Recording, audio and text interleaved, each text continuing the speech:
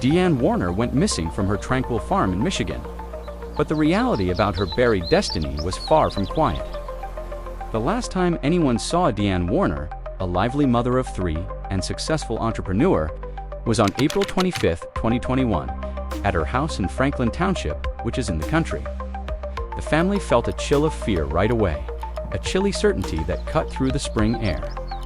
This wasn't Dee's style. She would never simply walk away from her children, her life, her duties, leaving no word, no trace. Days went into weeks, then months, as detectives, friends, and tireless volunteers searched every inch of the 80-acre property, including every field, every outbuilding, and every chilly silent barn. They looked for any trace, no matter how little that may lead them to where she had gone.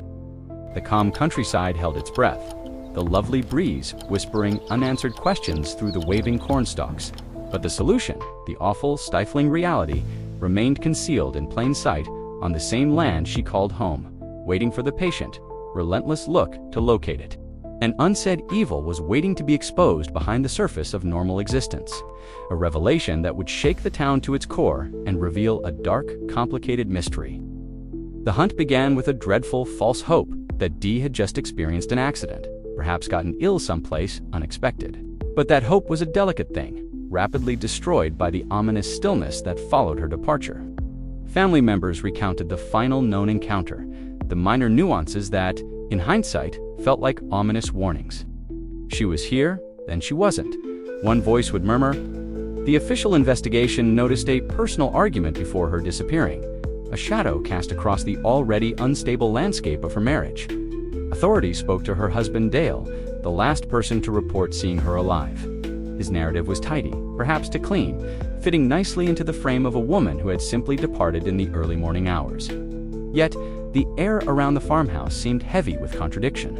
The simple act of turning away felt difficult for a mother so anchored in her life, so devoted to her children's well-being. This was not a hasty departure. This was an eclipse. A tangible, mounting concern began to grip the little village, a fear that was not for a lost lady, but for a concealed catastrophe. The fear evolved to a harsh, numbing knowledge that Dee had not decided to go any place at all.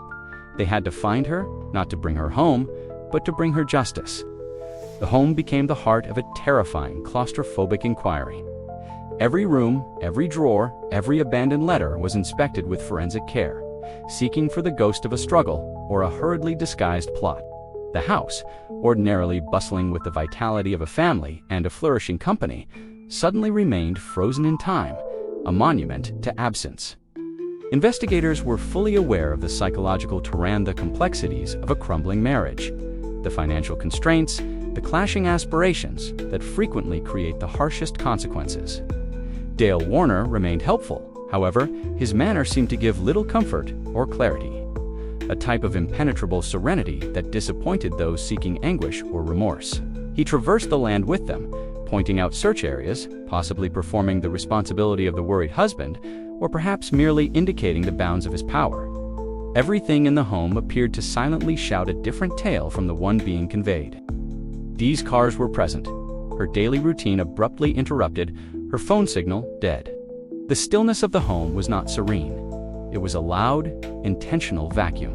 It was the sound of a secret being frantically guarded, a frightening calm that seemed to mock the frenzied attempts of people outside.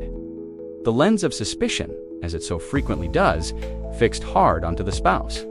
This was not only the default of law enforcement, it was driven by the backdrop of the relationship, the known instability, and the convenient absence of any other credible story. Dale Warner's life was suddenly under a microscope. Every transaction, every conversation, every documented movement becoming a possible piece of evidence. He maintained his innocence with a strong, unwavering resolution, a wall of silent denial. Yet, the behaviors of a person under severe examination frequently speak louder than their declared convictions. The family began to openly vent their rising grievances, their mistrust hardening into an overwhelming certainty that the man who professed to mourn her knew exactly where she was. They established their own search parties, a frantic personal counter-investigation against the official, often delayed procedure. The neighborhood was torn, stuck between the established routine of a long-standing resident and the horrible magnetic pull of the disappearances evident darkness. The land itself looked complicit, the 80 acres offering not a refuge, but an immense, quiet canvas for a concealed murder. To comprehend the extent of the catastrophe, one had to delve behind the surface of Dee Ann Warner's public identity. She was a successful trucking company owner, a sharp-minded businesswoman, a lady who carried weight and authority.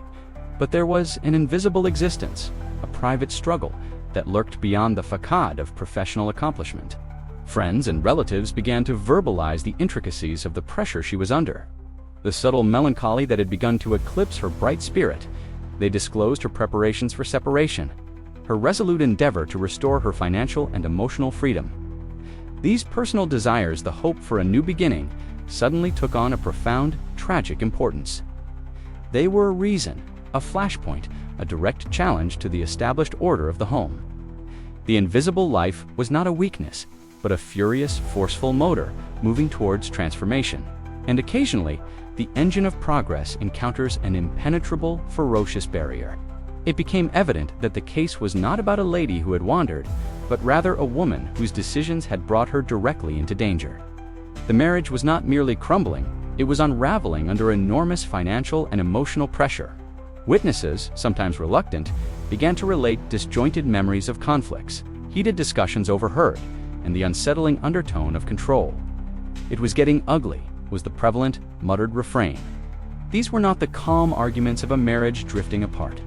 These were echoes of severe, perhaps violent strife. The tension had been building for months, a slow-burning fuse culminating to the explosion of April 2021. The story of the spouse grew more difficult to reconcile with the actual evidence of the relationship's final status. A lady preparing to go does not vanish without a word. She prepares, she moves, she gets her affairs in order. Dee had been doing precisely that. Each retold disagreement, each recollection of a slammed door or a shouted voice added another layer of density to the gathering cloud of mistrust. The investigators realized that they were not hunting for a body, but for the resolution to a long, bitter struggle. The last confrontation was unseen, unheard, but its aftermath was now a deafening quiet stretched throughout the entire county. The search shifted from a frenzied sweep to a planned, forensically motivated effort. This was no longer about seeking under every rock. It was about knowing the topography of the secret. The expansive property offered various sites for concealment: old cisterns, neglected wells, heavily forested portions, and the working areas of the farm itself. Investigators deployed modern technology ground, penetrating radar, cadaver dogs, aerial surveys, treating the entire site as a potential burial location. The attention switched to the physical infrastructure related to the company: the septic system, the deep, murky ponds and culverts. They knew the placement of the body was not random. It would be a choice born of opportunity, haste, and the desire for ultimate, everlasting stillness. The psychological environment of the suspect, his travels and knowledge of the site, proved vital to uncovering the physical location of Dee's resting place.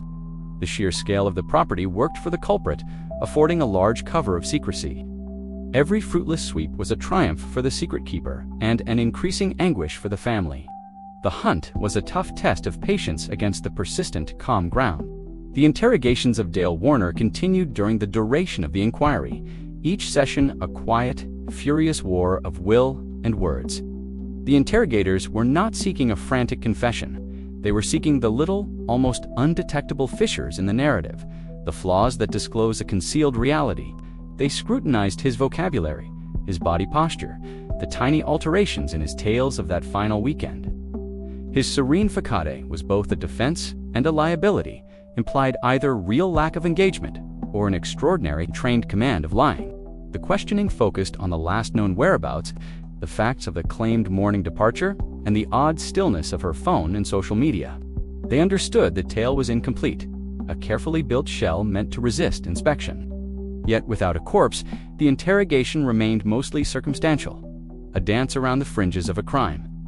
The stare of the interrogator was persistent, a silent psychological pressure exerted slowly, waiting for the weight of the secret to become absolutely unbearable. The clock was ticking, not only for the case, but for the individual who was forced to live under that continual, horrible scrutiny. The early urgency of the quest faded into a somber, years-long vigil.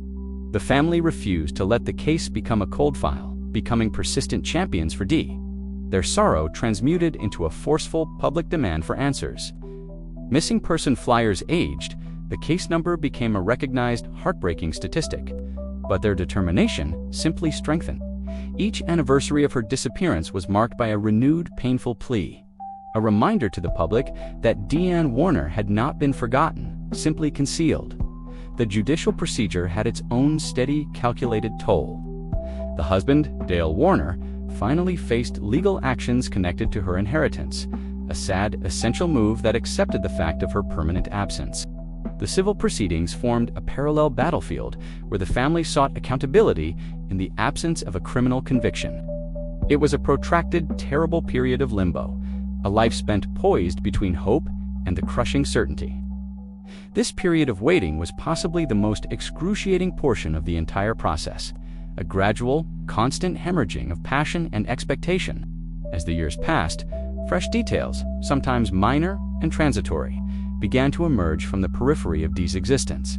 Whispers of a hidden relationship, a link outside her marriage, presented a transient alternate story, a momentary, tantalizing detour from the major suspect. Investigators investigated these leads with caution, realizing that complexity frequently covers the apparent truth. Yet, each detour inevitably led back to the farm, to the dispute, and to the guy who last saw her. The whispers helped to underline the terrible sadness Dee had been experiencing the amount she was prepared to go to get freedom. The past, in its gradual fragmentary exposing, operated as a continual, horrible reinforcement of the mounting stakes in her existence. This was a narrative of a lady attempting frantically to escape, and a horrific, brutal attempt to stop her. The bank records, the property conflicts, the plain, harsh power dynamics all testified to a final, catastrophic culmination. The ground remained still, but the history was beginning to speak. Slowly, almost grudgingly, via the voices of those who knew her best. The years of waiting ultimately culminated in a single, terrible moment. The persistent, unrelenting strain of the probe, the public shame, and the psychological load of the secret had finally found its purchase. In March of 2023, the hush was broken. A significant twist in the story happened. A hesitant acknowledgement, a shifting of the tide that took authorities back to the familiar, horrible topography of the farm. The information, precise and unambiguous, pointed toward a specific, previously missed place on the land. The scene became suddenly alive with forensic work, the air heavy with an exciting, painful expectancy. This was it. The conclusion of the long, torturous wait. The ground, the ultimate keeper of secrets, was eventually compelled to surrender its horrible wealth. The finding itself was not a relief, but a shattering confirmation of the family's greatest worries. A last, terrible time placed at the end of their years of seeking, the corpse of Dee Ann Warner was found, drowned, concealed in the most purposeful and forlorn manner. The terror was suddenly given shape, substance, and place. With the finding came a fresh, devastating flood of emotion. The loss of the optimism, replaced by the finality of sadness, but also a violent, frigid surge of determination. The weight of the secret was now put totally onto the shoulders of the accused offender. The ensuing indictment and eventual conviction of Dale Warner in early 2024 gave a sharp, obvious finality to the case. The story of the unexpected departure was now totally and permanently destroyed, replaced by the horrific truth of a domestic killing and purposeful concealment. The family, however crushed, finally had the mechanism for justice they had so long sought for. The contemplation now was not on asterisk where asterisk she was, but on asterisk why asterisk this had occurred. On the appalling waste of a brilliant life cut short by control and desperation. The weight of the years, the continuous seeking, the public pleadings, all served to underscore the tremendous, dreadful human cost of one man's urge to sustain a lie. Forgiveness was a matter too huge, too distant, too difficult to fathom in the shadow of this ultimate, brutal reality. The memory of Dee Ann Warner now lay not just in the hearts of her loved ones, but in the official, permanent record of a life brutally snatched. The courtroom became the stage for the last reckoning, a place where the fractured whispers of the past were stitched into a whole, terrifying story. The prosecution methodically established the timeline of that fateful night, demonstrating the premeditated acts used to secure Dee's lifelong quiet and the ensuing cover-up. The evidence spoke of wrath, control, and a callous indifference to the disastrous consequences. Dale Warner's conviction closed the circle of the immediate case, delivering a sense of legal closure to the family. But the repercussions of Dee's abduction and murder lingered well beyond the conviction. It was a sharp, disturbing reminder of the hidden dangers that might lay beneath the surface of seemingly typical, tranquil lives. Her story became a rallying cry for victims of domestic turmoil, a terrible reminder to the need of listening to the silent dread and the hints of conflict. Dee Ann Warner was recovered, brought back from the silent soil to finally tell her truth through the tenacity of her family and the power of justice. Her fate, once hidden and mute, became a powerful and enduring warning, an echo that still resonates throughout the tranquil plains she once called home.